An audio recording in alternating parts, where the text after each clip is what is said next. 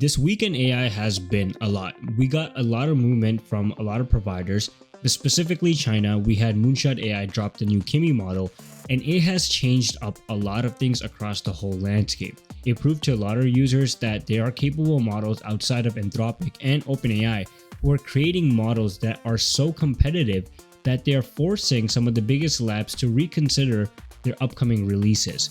For example, what we're looking at right now on screen is that we knew on July 19, Claude Fable 5, the strongest model from Anthropic, was supposed to be gone for majority of the users.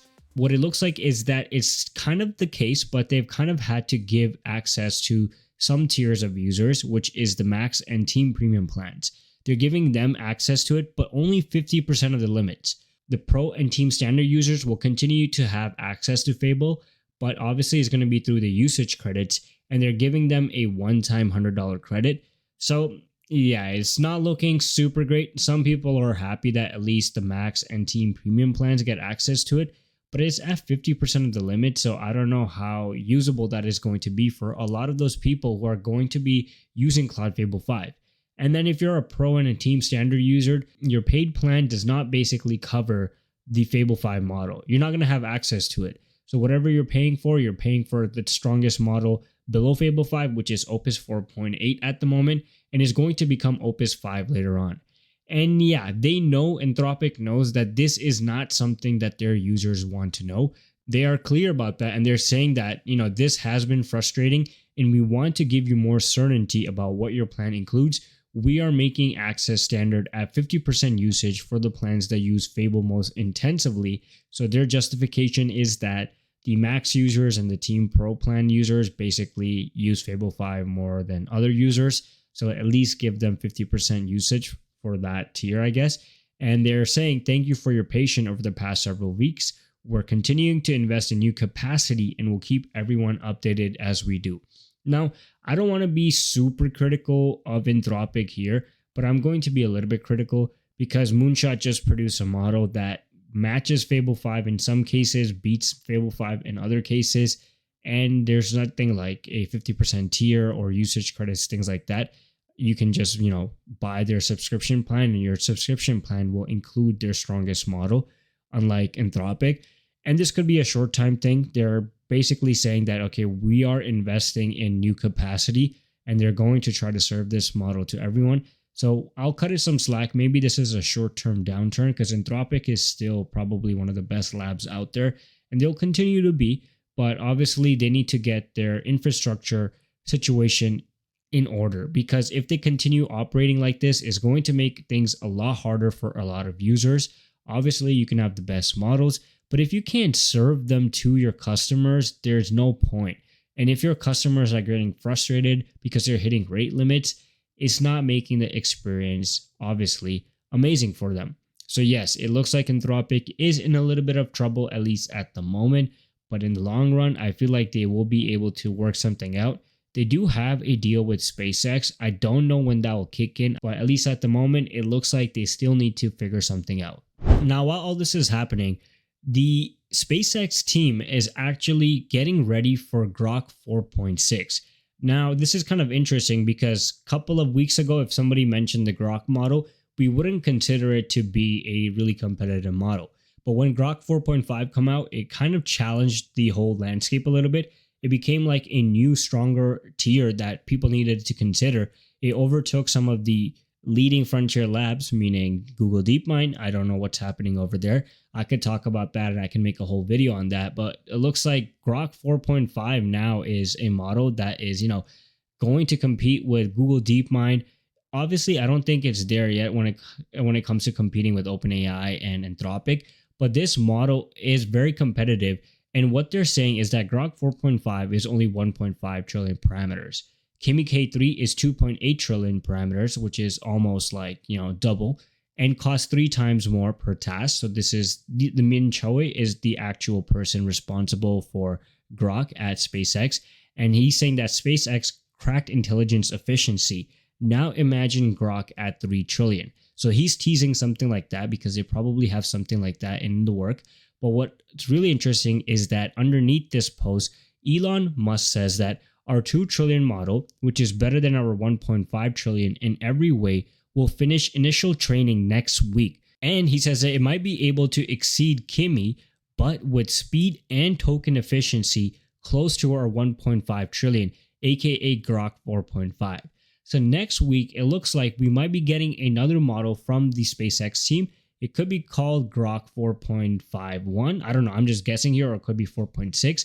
But what's really interesting is that this is going to be a 2 trillion model, but is going to basically, from this message, it looks like, match the speed and token efficiency close to the 1.5 trillion.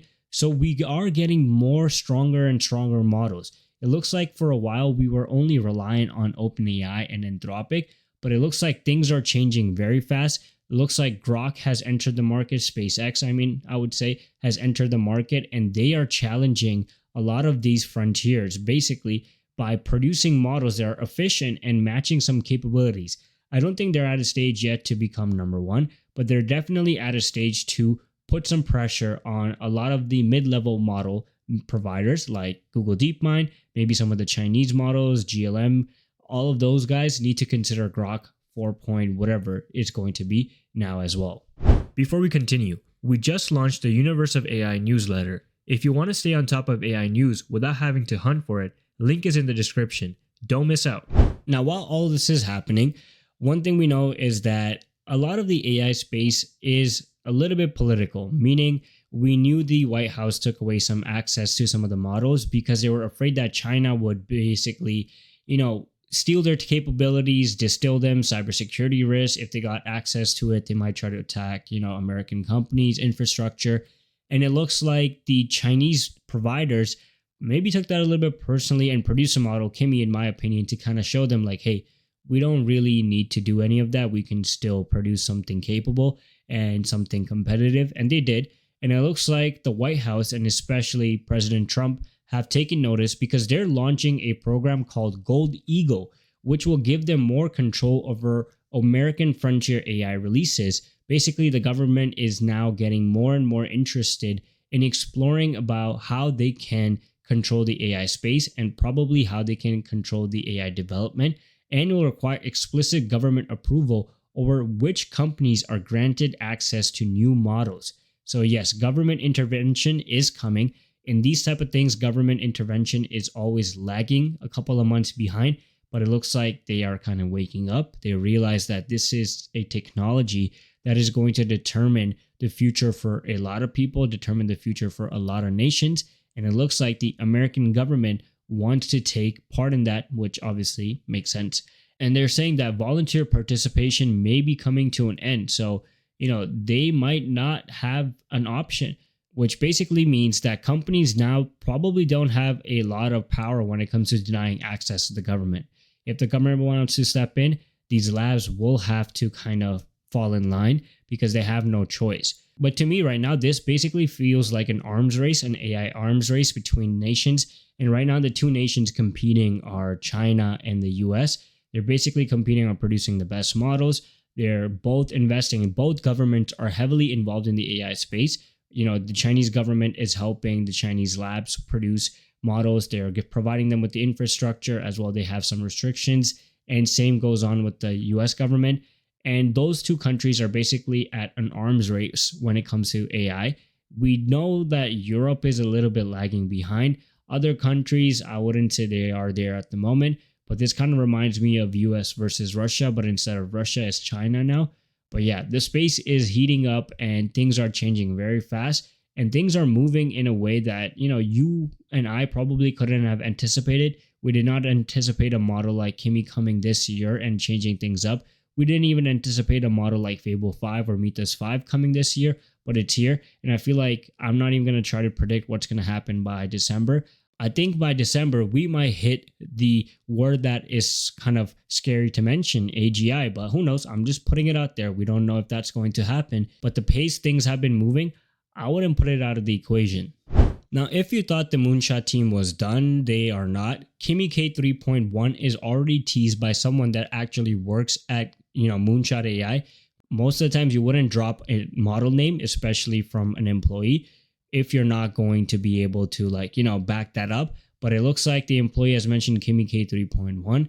So Kimi K3 is out this week. I would say maybe give it even like 2-3 weeks and we could hear some noise about Kimi K3.1. But if that model comes out, I wonder if that one confidently takes over Fable 5 and GPT 5.6 Soul. Obviously, Anthropic and OpenAI are not going to like stay quiet for long.